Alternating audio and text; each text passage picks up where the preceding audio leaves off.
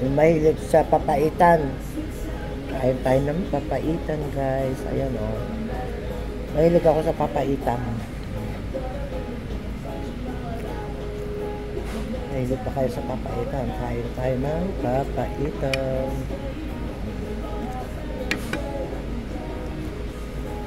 Sarap naman.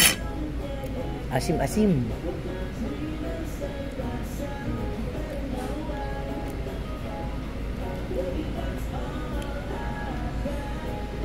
Yan ang papaitan nila.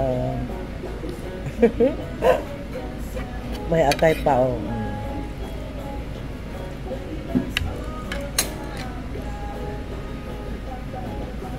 Kain ng papaitan. Mahilig kumain dyan ng papaitan. Ako gusto ko ng papaitan. Ayan.